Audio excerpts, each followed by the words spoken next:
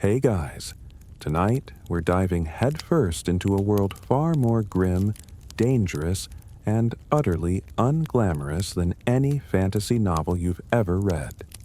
The secret, brutal world of medieval assassins. We've all seen the Hollywood version.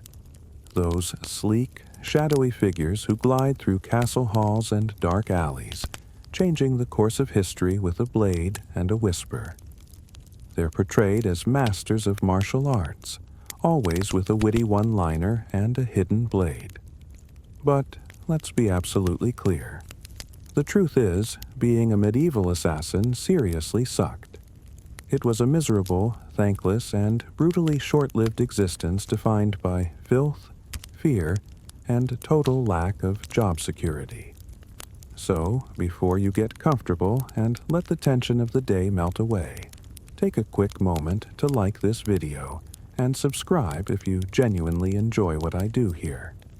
And, as always, let me know in the comments where you're tuning in from and what time it is for you.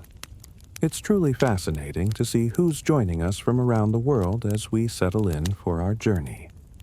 Now, dim the lights, maybe turn on a fan for that soft, rhythmic hum, and let's ease into tonight's grim reality together.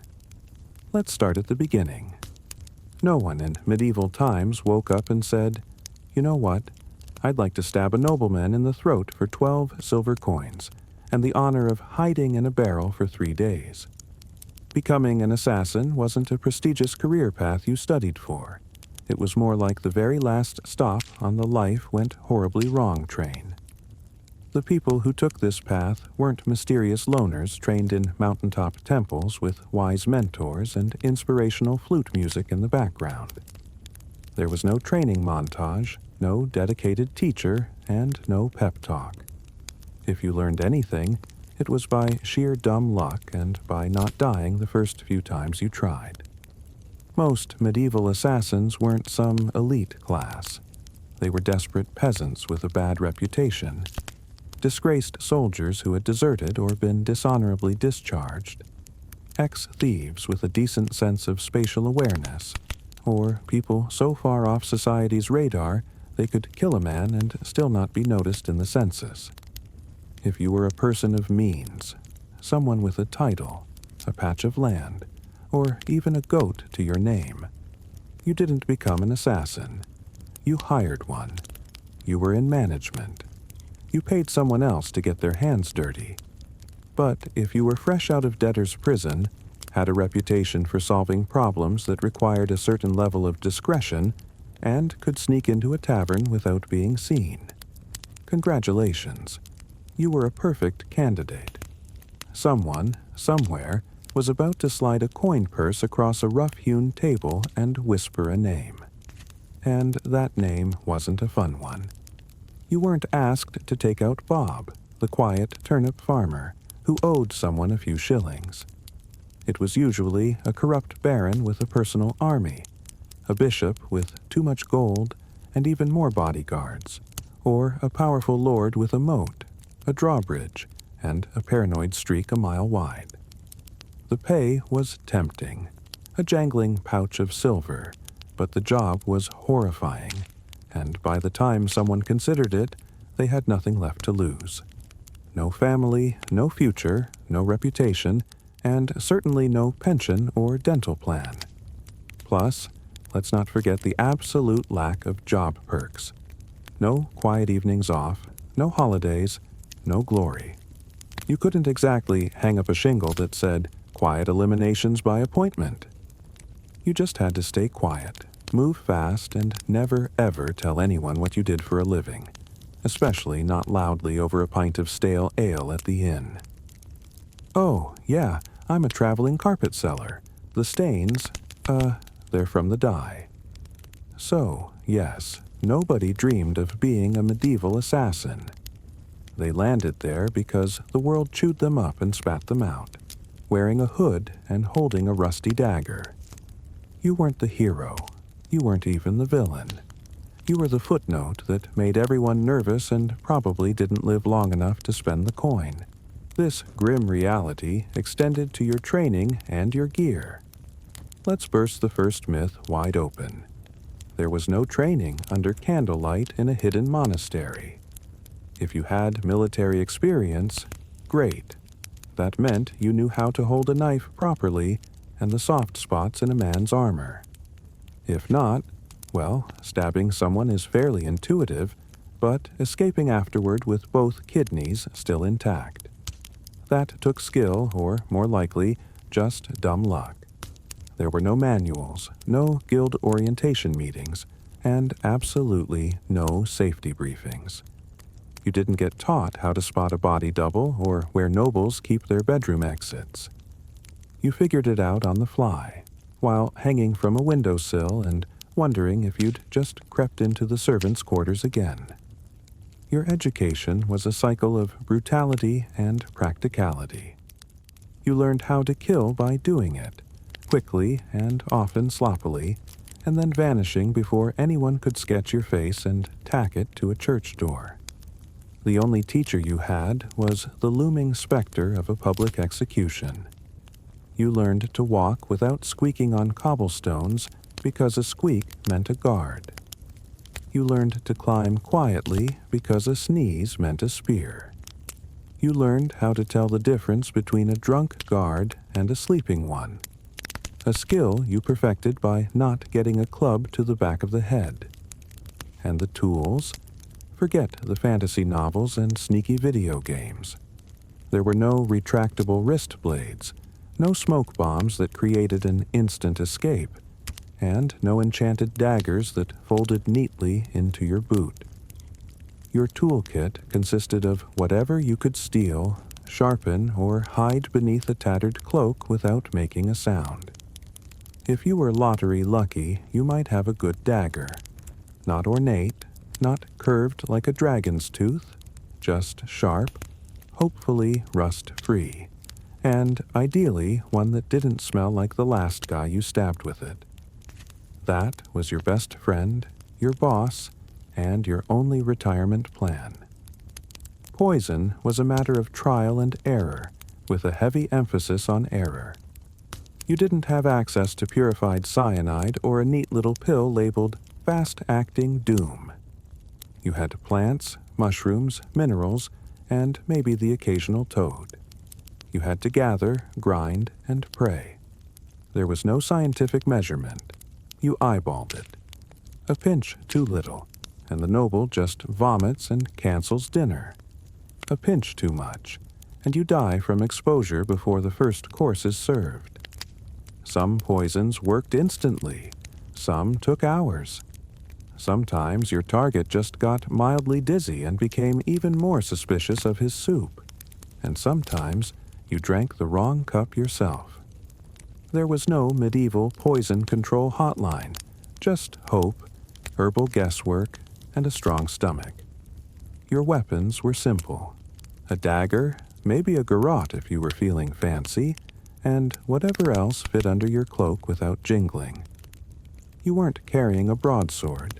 You were a guy with calloused hands, quiet footsteps, and a deeply unhealthy relationship with alleyways. Success came not from fancy training, but from sheer survival. You didn't polish your kit. You prayed it didn't betray you mid-strike, because in the end, it wasn't the weapon that did the killing. It was you alone, poorly equipped, and expected to perform miracles with a spoon and a prayer. Assassins weren't hired to take out random drunks in back alleys. No one paid you to stab Jeff, the sleepy candle maker. Your targets were important. They were nobles, bishops, military officers, and sometimes even royalty. And those people, they were incredibly hard to kill. First, there were the guards. Not one or two, but dozens. Armed, armored, and well-fed. Some guarded the front, some the back, and some just stood there looking intimidating, daring you to blink wrong. You'd spend days memorizing patrol patterns, door creaks, and exactly how many stairs it took before the guard with asthma needed a breather. You had to know their routines, their weaknesses, and which ones you could bribe with a single silver coin. Second, there were the walls. Castles didn't have front porches. They had gatehouses, murder holes, and moats full of things that bite. If you didn't fall into the water, you still had to worry about arrow slits and boiling oil. Yes, boiling oil. Your job description included may get flambéed for peeking. You had to be an expert climber, a patient observer, and a master of quiet. Third, there were the servants and staff, the cooks, the scribes, and the stable boys. One wrong look from you, and they'd be whispering to the guard captain faster than you could say, "I'm just the herbalist." Assassins weren't just fighting swords, they were fighting gossip. And medieval gossip travels at light speed if it means someone gets to keep their head. And finally, your actual target was incredibly paranoid, and rightfully so. These people were surrounded by backstabbers, relatives with claims to their titles, and 36 people pretending to like them. They didn't eat without a taster. They didn't sleep without 3 locks on the door. Some even slept in decoy beds or rotated rooms like a deadly version of musical chairs. Getting close to your target could take weeks of posing as a servant, bribing a chambermaid, or hiding in barrels. And when the moment finally came, you had one shot. One precise, perfect, non-squeaky, non-bloody, vanish-in-the-night moment. Anything less, and you'd become the next public deterrent swinging from the castle gate with a sign that read, "Nice try." When you picture a medieval assassin, you probably imagine sleek black robes and a mysterious hood. Reality? You looked like a sick goat herder with something to hide. Disguises in the Middle Ages weren't high fashion. You didn't have custom-tailored cloaks or retractable armor. You had whatever you could scavenge: peasant rags, a monk's robe 2 sizes too big, or the remains of a guard's uniform that still smelled like its previous owner. The goal was to blend in, but blending in meant looking like everyone else who hadn't bathed in 2 weeks, limped from old injuries, and had a nervous twitch from malnutrition. You didn't look suspicious because of your cloak. You looked suspicious because you kept adjusting your belt to hide a dagger wrapped in cheesecloth. And forget masks. Most face coverings just made you look like a leper, which was great for avoiding conversation but terrible for entering parties. The truth was, your disguise didn't protect you. It gave you maybe 5 minutes of confusion. After that, you had to be gone, invisible, or very, very convincing. If anyone saw through it, let's just say no one wants to be the assassin caught in the bishop's laundry room wearing a nun's habit and holding a sword, especially not on a feast day. In this world, if you were an assassin, you didn't have a team. You didn't have a sidekick with a crossbow, a clever alchemist in a secret lair, or a handler who gave you coded scrolls and warm encouragement. You had you, a rusty dagger, and crippling trust issues. There were no guilds, at least not ones you could actually count on. And if there were whispers of a brotherhood of assassins, it was mostly tavern talk fueled by ale and boredom. You were more likely to meet a ghost than another professional killer who wanted to network. Why the isolation? Because in your business, the fewer people who knew you existed, the longer you lived. Every contact was a risk, every loose tongue a potential noose. Even your client might not know your real name. Companionship? Laughable. Friends asked questions. Lovers noticed bruises, bloodstains, and why you always slept with a blade under the pillow. You couldn't settle down. You couldn't afford to. One mistake, one person recognizing you in a market, and your whole life turned into a sprint for the nearest sewer grate. So, You kept your secrets, your scars, and your weapons to yourself. At inns, you sat in the darkest corner, back to the wall, eyes always scanning the door. You never drank too much. You never stayed more than a night.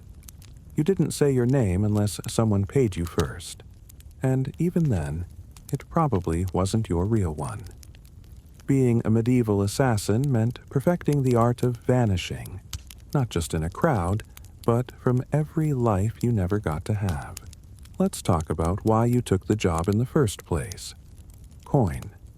Cold, heavy, jangly, deliciously spendable coin. The promise of it is what got you into this. But the reality was that you were paid in lies. When someone hires an assassin, they don't want a long-term relationship. They want a one-time service, no paperwork, and ideally no witnesses, including you.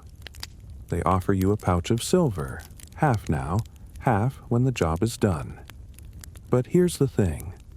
When the job is done is code for after we verify you didn't mess it up, or leave a trail that leads back to us, or survive long enough to tell anyone about it. So you do the job. You sneak through shadows, risk your life, and maybe kill a baron in his sleep. Not pretty, not poetic, and when you return, you find the client has fled. Or worse, they try to kill you.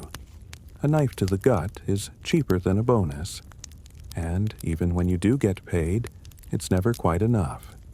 Not for the risk, not for the blood, not for the 3 days you spent hiding in a haystack with fleas and moral regret. You get a handful of coins, a curt nod, and a reminder. You were never here. Oh, and some contracts were fake, political traps. You'd be told to assassinate someone dangerous only to find out it was a decoy with guards waiting. Congratulations. You just walked into a sting operation with your name already carved on the gallows. The only court you'd ever see was the one where you were the exhibit. You learned to take what you could, demand payment up front, and trust absolutely no one. So, you've done it. You planned your route, you bribed the right doorman, and you disguised yourself as a very convincing chimney sweep. The blade struck true. No screams, no guards, just a clean drop to the floor and a very important person who now wasn't. Congratulations. Now run for your life. Because being a successful assassin in medieval times didn't mean sipping wine on a rooftop while the city burns behind you. It meant fleeing through back alleys with someone's blood on your boots and a dog already sniffing your trail. There was no victory lap, no post-job drink with colleagues, no casual debrief with your client. The moment your blade struck, your new job became escaping everyone who now wants to murder you in increasingly creative ways. Guards were coming, doors were locked, horses were tied up on the other side of town, and you were probably bleeding. The city would go on lockdown within minutes, with closed gates, armed checkpoints, and a dozen angry men with swords who all just received your rough sketch and the phrase, maybe armed and extremely stabby. And what did you win? A week of sleeping in haylofts, bribing ferry captains, shaving your beard in the dark and pretending your name was Brother Lucian as you tried to blend in with monks heading east. Because success didn't mean survival. It meant starting the whole game over in a new city, under a new name, with even more people looking for you this time. Let's talk about the consequences of failure. For a medieval assassin, failure wasn't a slap on the wrist or a bad performance review. It was a public, painful, and wildly theatrical death, often involving ropes, fire, wheels, or sharp iron devices with names like the Bone Cracker's Delight. Missing the kill meant blowing the whole operation. Your target lived, and immediately told everyone that someone tried to murder them. Suddenly, you weren't a shadow. You were a wanted man with a detailed description and a crude sketch tacked to every tavern wall. And those guards you once snuck past? Now they're motivated.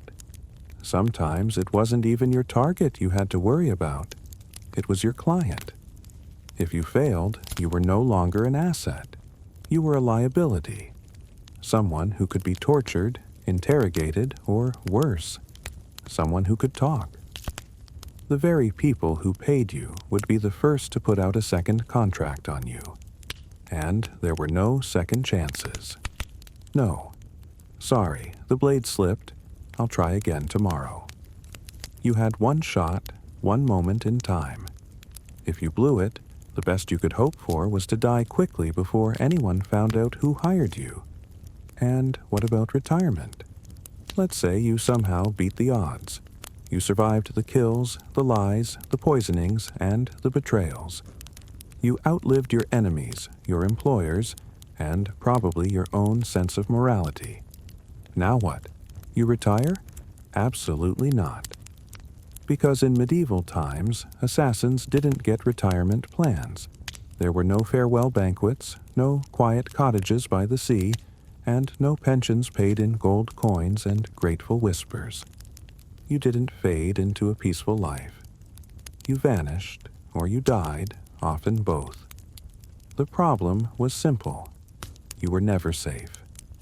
Even if you walked away from the job, your past didn't.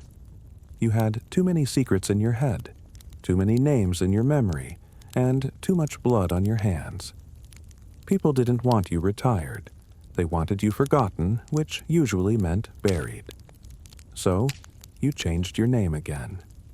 You moved to a village where no one asked questions.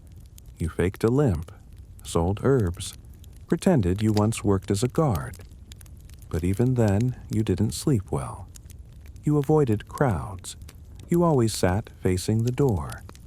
You kept your dagger under the floorboard next to the pouch of coins you never touched, because it still smelled like the man you earned it from. You couldn't trust yourself either. Years of silent killings and quick escapes did something to your brain. Every knock on the door made you flinch. Every stranger on the road might recognize you. You stopped dreaming because dreaming was dangerous. You couldn't love. You couldn't relax. You couldn't laugh too loud. You lived like a ghost pretending to be a man. The truth was, there was no end game for a medieval assassin. Just a slow, cold fade into obscurity, always moving, always watching, until one day you slipped into the dark and no one noticed. And maybe that was the best you could hope for. By now, you've probably figured it out. Being a medieval assassin wasn't darkly romantic. It wasn't noble. It wasn't even all that profitable. It was a grim, thankless, short-lived career wrapped in blood-stained linen and followed by a crowd of people who wanted you dead. You wouldn't last, not a week, maybe not even a day, because you'd start with the wrong assumptions. Of course. I will rewrite and extend this second part, similarly weaving the text into a detailed, human-written, and engaging narrative, perfect for a long-form voiceover script. The tone will remain calm and informative, guiding you through these compelling historical tales, that you'd be sleek, in control, a whisper in the dark. This is the fantasy. But what you'd really be is cold, hungry, and one bad guess away from the noose. You'd slip into a strange town, cloak pulled tight against the biting wind, every nerve screaming with readiness, only to discover that your target moved locations a day ago. The guards you plan to bribe are drunk, but they're also trigger-happy. And the stable boy you paid for information just sold you out for a mug of ale and a piece of stale bread because he recognized the cut of your boots. You'd freeze at the wrong time. Stab the wrong guy in the confusion. Get spotted by someone's maid who once saw your face near the chapel during a fleeting moment of weakness. And suddenly, you're not a shadow. You're the problem, the wanted man. a panicked animal with a price on your head. Then what? You run. But you're not used to medieval terrain.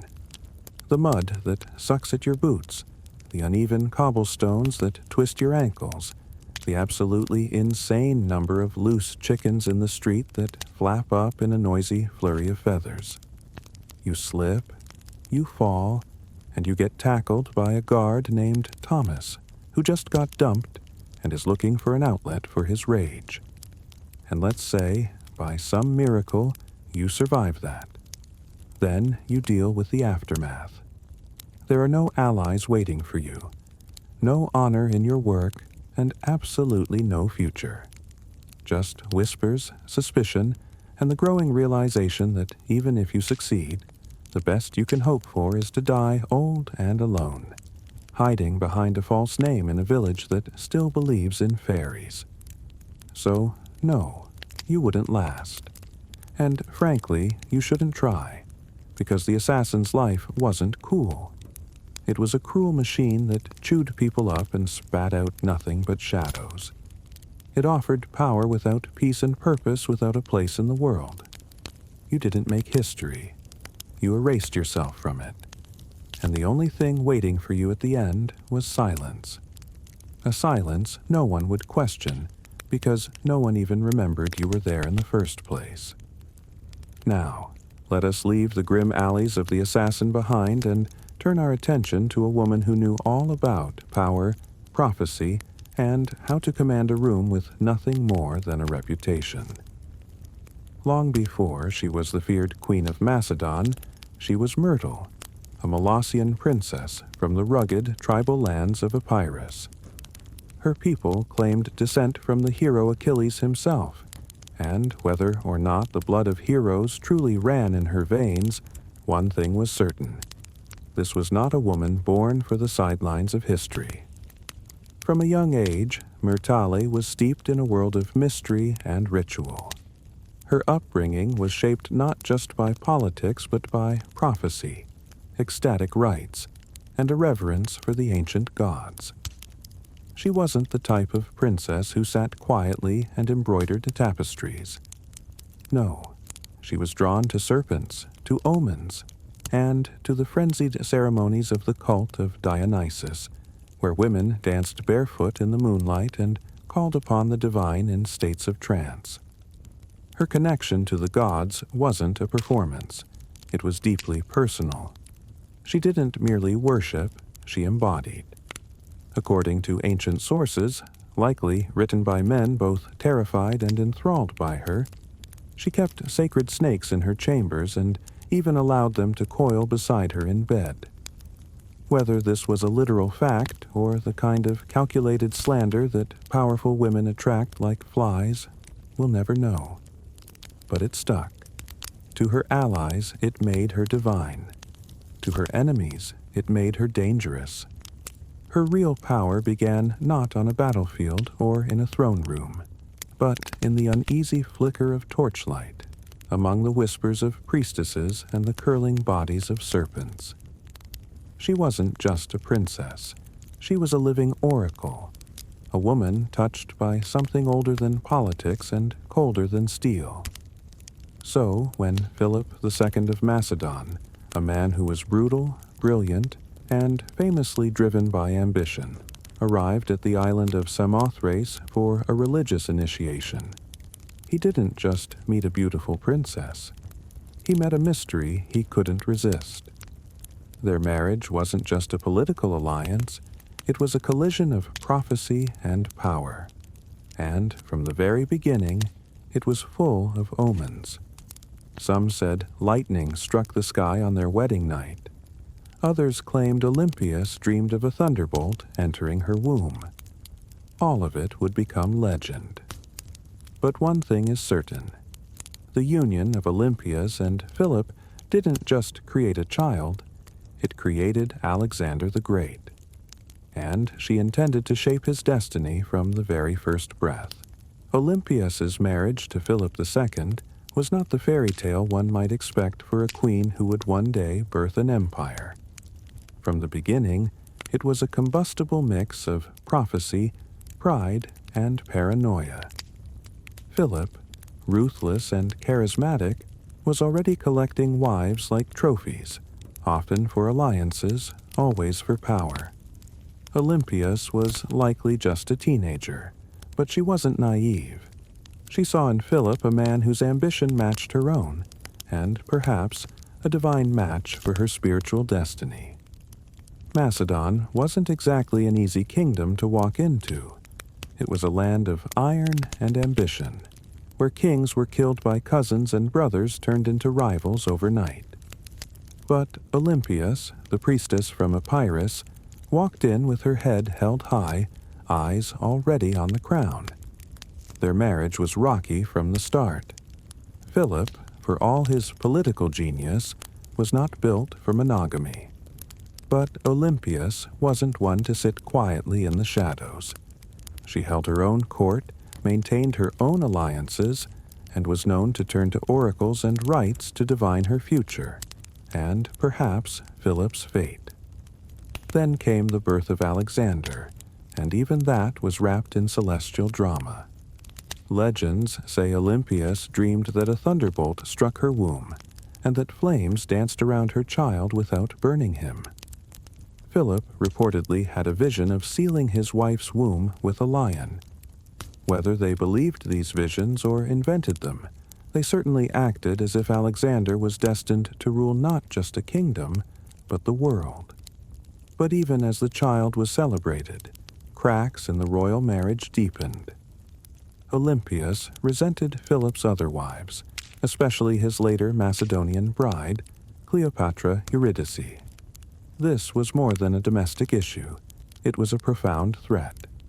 Cleopatra was Macedonian-born, and any son she bore would be purer in the eyes of the local nobility, posing a direct threat to Alexander's future. Olympias saw it clearly. The palace wasn't just a home. It was a battlefield, and she would use every snake, dream, ritual, and whisper she had to make sure her son wasn't just remembered, but crowned. She was no longer Myrtle. She was Olympias now, and no one would take her son's throne without facing her wrath. By the time Alexander was a teenager, the Macedonian palace in Pella had become a war zone of veiled insults, political maneuvering, and bitter rivalries. Olympias wasn't just fighting for influence, she was fighting for survival.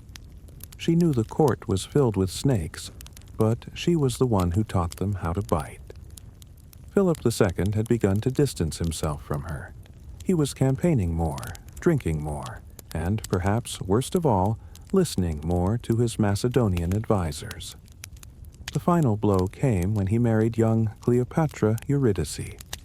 To Olympias, it wasn't just betrayal, it was a declaration of war. The marriage ceremony was a disaster. At the feast, Cleopatra's uncle, Attalus, drunkenly mocked Olympias and Alexander, calling into question the legitimacy of Alexander's birth. It was meant as an insult, but Olympias seized the myth. Let them whisper.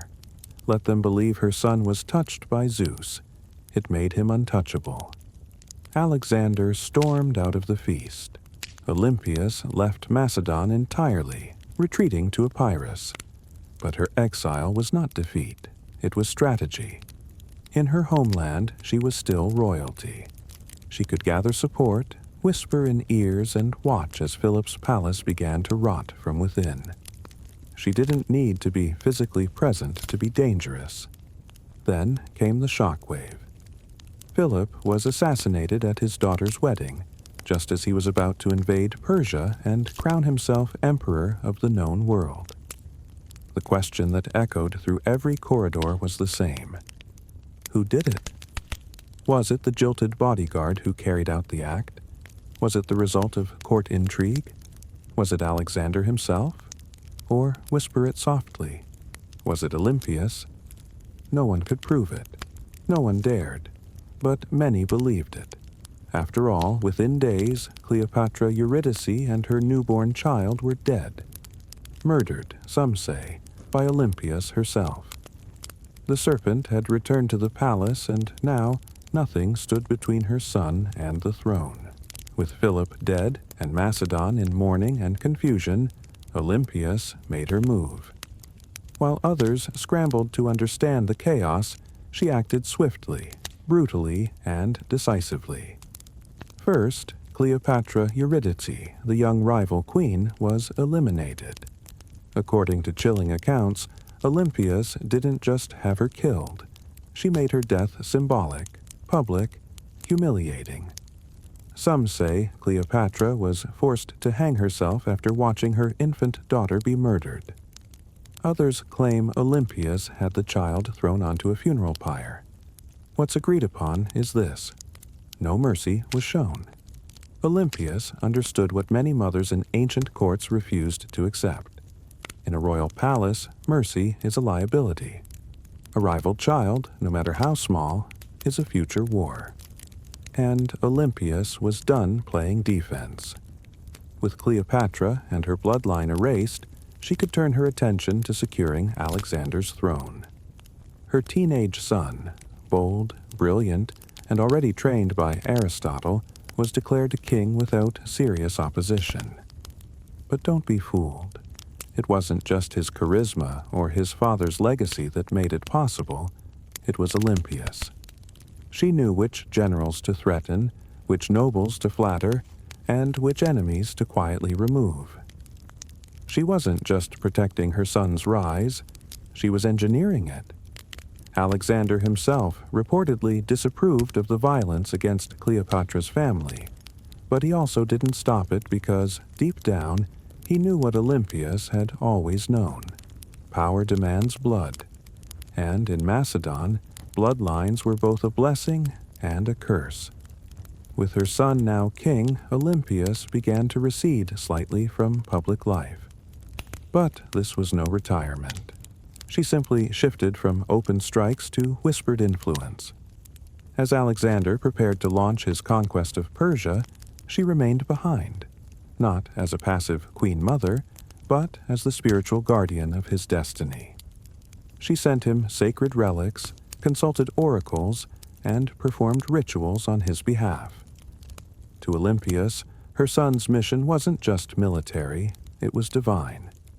Alexander wasn't going to war. He was fulfilling prophecy. And as long as she drew breath, no rival, Macedonian, Persian, or otherwise, would derail that divine plan. She had crowned her son. She had cleansed the palace. Now she would guard his empire from behind the curtain with teeth bared. As Alexander marched east to conquer the known world, Olympias remained behind in Macedon. A queen without a throne, but not without power. Her official title was Queen Mother, but make no mistake, she ruled in all but name. Though regency was technically handed to Antipater, one of Alexander's trusted generals, Olympias refused to be sidelined. She wrote letters to her son constantly, advising, warning, and sometimes chastising him. These weren't the sweet letters of a doting mother. They were political briefings laced with oracles and venom. And Alexander, thousands of miles away, read every word. She reminded him who his true enemies were. She questioned the loyalty of his companions. She criticized his fascination with Persian customs, his choice of wives, and his flirtation with calling himself a god. No one else dared say these things to him, but Olympias was never afraid to speak as a mother or a priestess of divine will. Back in Macedon, Antipater grew increasingly resentful. Olympias undermined him at every turn. She used her status, her religious authority, and her family ties to stir opposition against him. She could spread rumors like wildfire, and with Olympias, a whisper could be deadlier than a sword. Meanwhile, her letters to Alexander became more urgent. She warned him of Antipater's ambition, painting him as a second Philip, ready to betray and usurp. Alexander, however, hesitated. He needed Antipater to keep order in Greece while he fought in Asia. and so the rift between mother and general widened. Olympias watched. She waited. But beneath her religious robes and maternal concern, she was growing impatient. She hadn't endured years of palace warfare to be ruled over by an old soldier. As Alexander's empire stretched from the Aegean to India, Olympias saw cracks forming. He was taking on too much, trusting too many foreign advisors, and drifting away from the mother and the gods that made him. She believed his victories came from divine favor and from her. And if he forgot that, well, Olympias knew how to remind kings who they were, even if that king was her son. When news of Alexander's death in Babylon reached Macedon in 323 BCE, it didn't arrive like a trumpet. It arrived like a dagger. For Olympias, it wasn't just the loss of a son. It was the collapse of a world she had spent decades building. Her boy, the divine storm she had prophesied, raised, and unleashed, was gone. And he'd left behind no clear heir, no single successor, only chaos. The mighty empire he carved out was already fracturing, with generals, his so-called successors, already dividing it up like jackals around a corpse. Antipater still held power in Macedon, and he had no love for Olympias. Worse, her daughter Cleopatra, Alexander's sister, was being courted by rival generals, each one hoping to use her bloodline as a claim to the throne. Olympias saw what was coming. Civil war wasn't a possibility. It was inevitable, and once again she would have to act. But she no longer had Alexander. What she had instead was his bloodline, his young son, Alexander IV, born to Roxana, the Bactrian princess Alexander had married. The infant was now the last true piece of her son's legacy, and that made him a target, but it also made him a weapon. She allied herself with Roxana and the boy, determined to protect them and use the child's birthright to stake her own claim in the political battlefield. But the tide was turning. The generals who once bowed to Alexander had no interest in kneeling to his widow or his mother. They had armies now, ambitions and grudges. Olympias didn't flinch. She'd faced snakes, traitors, and kings. A few warlords with stolen crowns and spears wouldn't scare her. So she plotted. She waited. She watched as Antipater died, and was replaced by his son, Cassander, a man with ice in his veins and no tolerance for the old queen's games. It was only a matter of time before these two forces collided, the serpent mother of Alexander and the cold-eyed usurper who wanted her buried. Alexander was gone, but his shadow was still moving, and Olympias was still coiled within it, ready to strike. Years after Alexander's death, while his empire crumbled into civil war, Olympias made her most audacious move yet. She returned to Macedon, not as a grieving mother, but as a political force of divine fury. The regency had been splintered, and Cassander was seizing power. Olympias saw the writing on the wall. If she did not act now, her grandson would vanish like a shadow at dusk. So she made a deal with Polyperchon, an aging general who still held a flicker of legitimate authority. Olympias would return not to plead, but to rule. With Polyperchon's backing, she entered Macedon at the head of an army, and the moment her feet touched home soil, everything changed. Towns opened their gates. Soldiers defected to her side. Even some of her old enemies hesitated. Olympias, despite her age, was still a name that shook the ground. Then came her vengeance. One by one, she hunted down the loyalists of Cassander. And when she finally caught Philip III Aridaeus, Alexander's mentally impaired half-brother and puppet king, she ordered his execution. According to some sources, his wife Eurydice was captured and given the opportunity to kill herself. When she refused, Olympias had her strangled. It was brutality veiled in royal protocol, and Olympias, ever theatrical, staged the scene like a goddess delivering justice. Her message was clear. Only the bloodline of Alexander had the right to rule. Everyone else was a pretender. For a brief, burning moment, Olympias held the kingdom in her grip. She had restored the dynasty. She had avenged betrayals. She had reminded Macedon what royal power looked like when wielded by a woman with nothing left to lose. But power in Macedon was like fire in dry grass. And Cassander was still out there, calculating, biding his time. He returned with a vengeance. His army outnumbered hers, his resources deeper, his cruelty colder. Her allies began to abandon her. The tide turned. Olympias, now isolated in the fortress of Pydna, watched as her enemies closed in. She had lit the match. Macedon had burned, and now the smoke was thick, and her enemies were at the gates. Olympias, once the most feared woman in the ancient world, now found herself besieged in the coastal fortress of Pydna, alone, cut off, surrounded by the army of Cassander, who had come to finish what his father had started. But Olympias didn't beg. She didn't plead. For nearly a year she endured the siege like a statue carved from divine wrath. Food ran short. Disease crept in. Allies vanished. Yet within the fortress walls she maintained the same unshakable presence that had once shaken kings. To the very end, she carried herself not as a prisoner, but as the mother of a god. Cassander, ever cautious, hesitated. He knew killing Olympias was dangerous. Even now, she carried a myth around her like armor. She was still the mother of Alexander the Great. To strike her down might seem like blasphemy. So he offered her safety.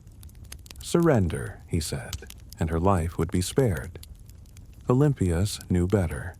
She had seen too many royal promises turned to ash. Still, hunger was no longer just a discomfort. It was death.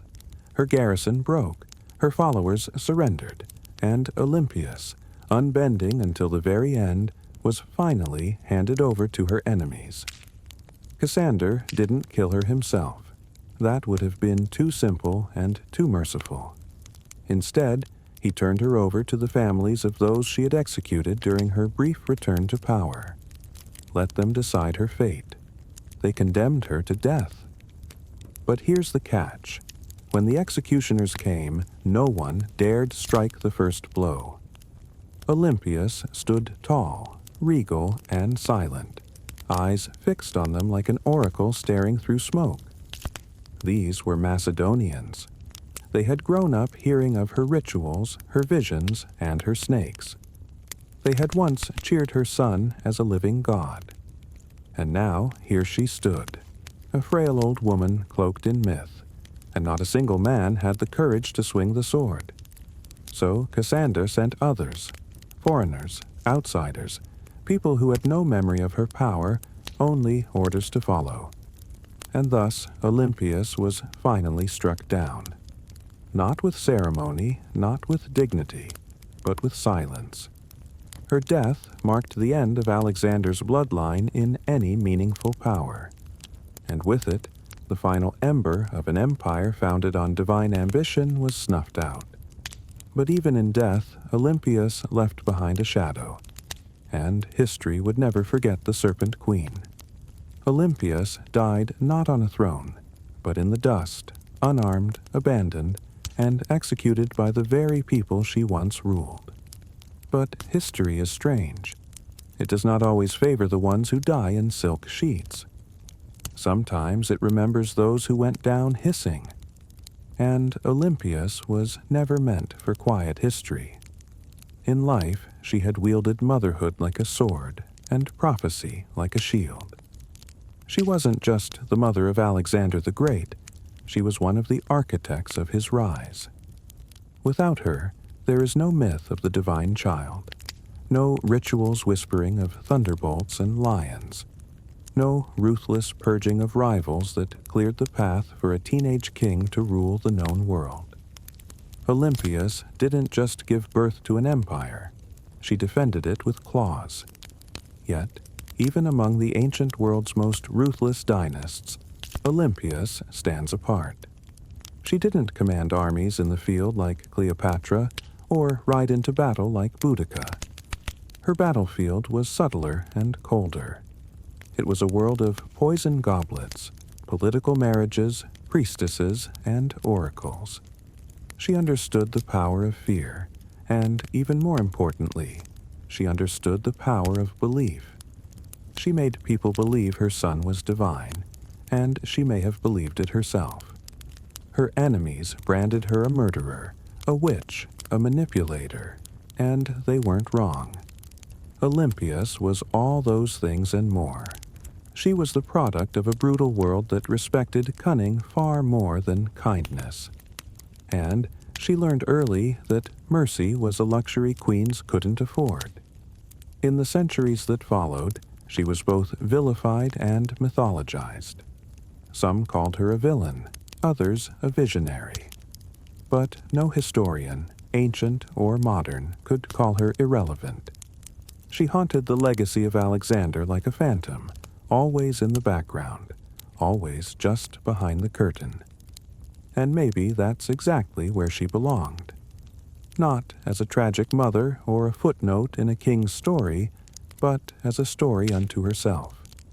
The woman who wrapped herself in prophecy, slept beside snakes, and outlived gods. Olympias's bones turned to dust long ago, but her legend endures in every tale of ruthless queens, in every whisper of blood-borne destiny, in every empire built on myth. She is still there, coiled in the dark, waiting. On the sun-bleached island of Crete, just a few miles south of the modern city of Heraklion, lies a ruin that feels more like a dream than a real place. Stone corridors snake in all directions. Rooms twist and double back.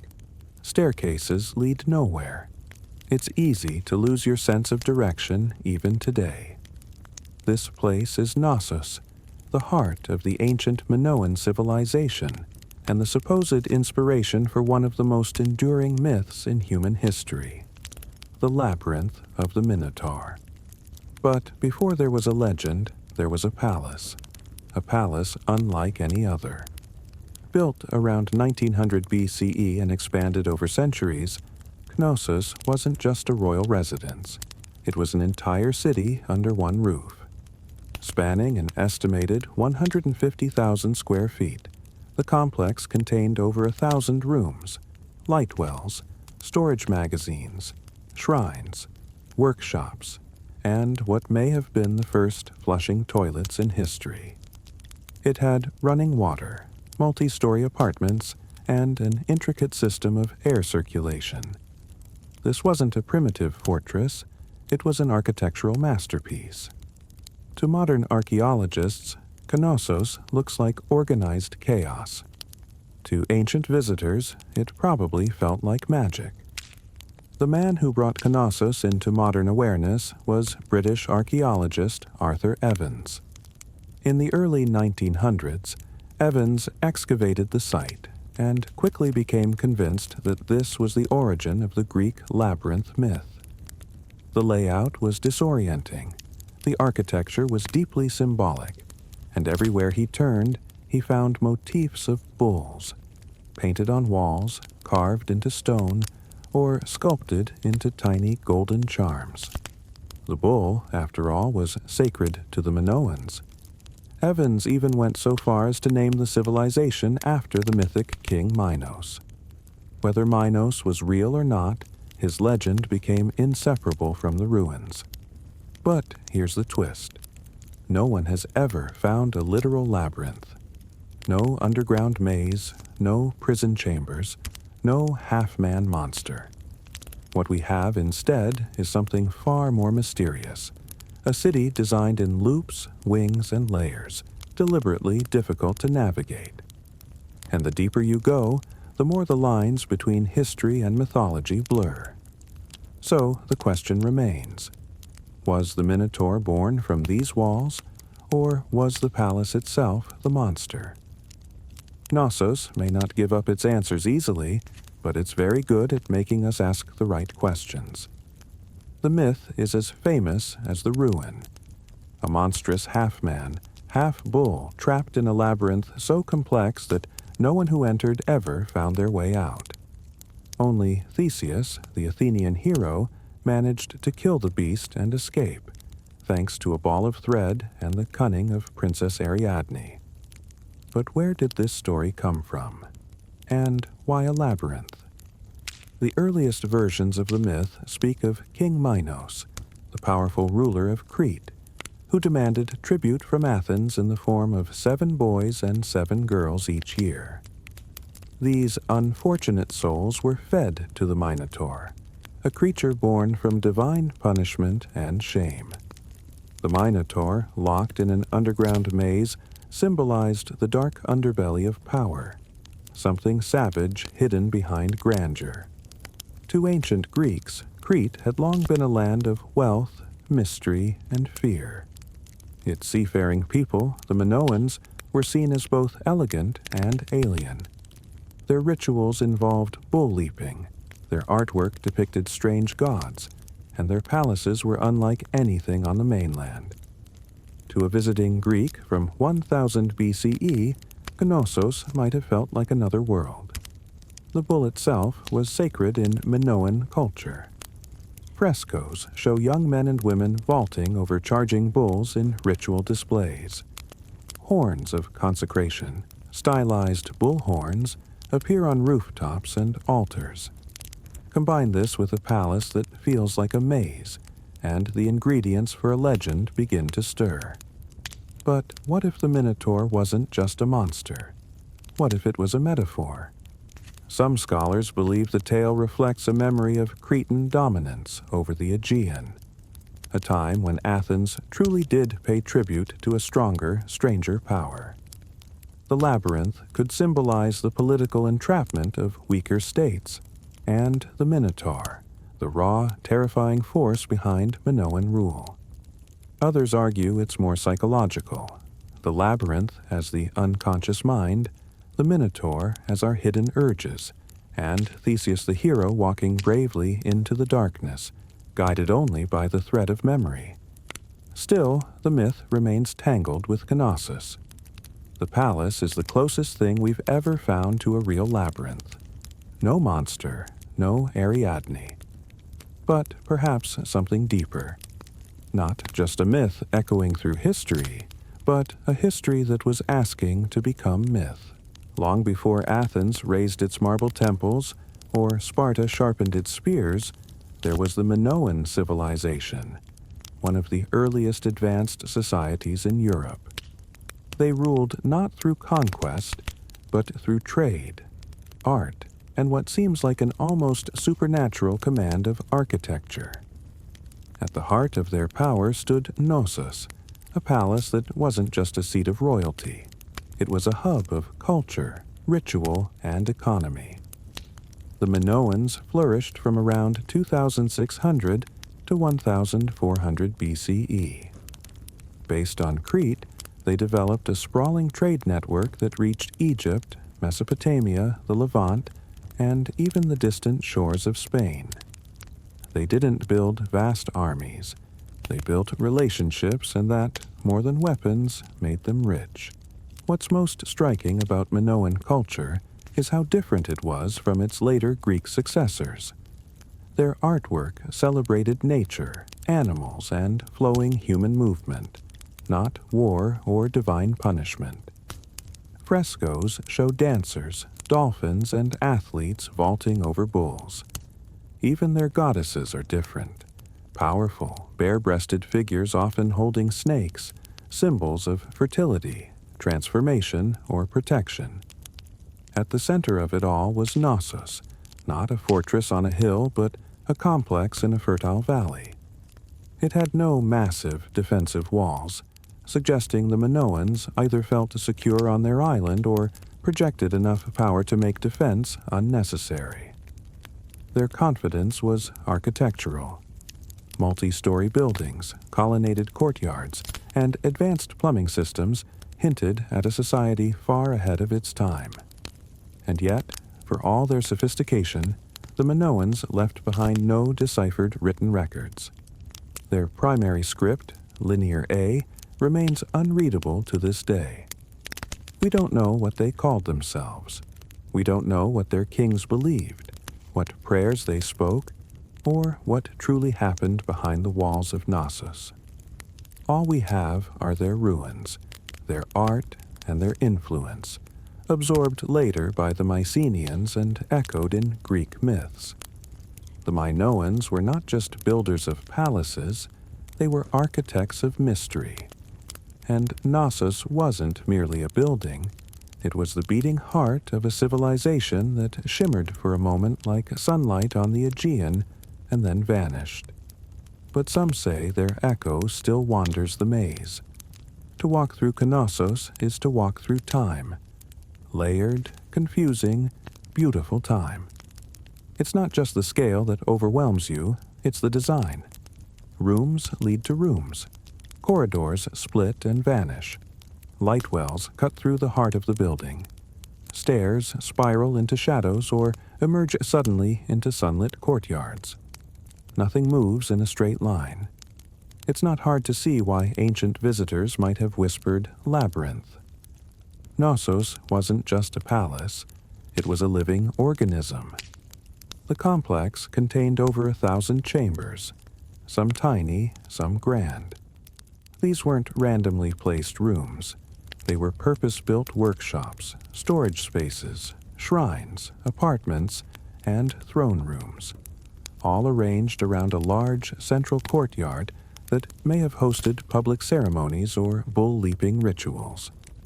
The palace was built on multiple levels, up to 4 or 5 stories tall in places, using natural slopes and artificial terraces. To navigate it without getting lost, you would need memory, instinct, or a thread like Theseus. And yet, this apparent chaos hides a remarkable intelligence. The Minoans mastered passive ventilation, cooling rooms through air shafts and open stairwells. They funneled rainwater through clay pipes and had toilets that flushed long before Rome made it fashionable. One of the most iconic areas is the so-called throne room, named for the alabaster chair built into the wall, flanked by benches and frescoed griffins, mythical creatures that serve as guardians. Was this the seat of a priest-king, a goddess's chamber, a sacred court? No one knows for certain. The answers are still hidden in the silence of the stones, waiting,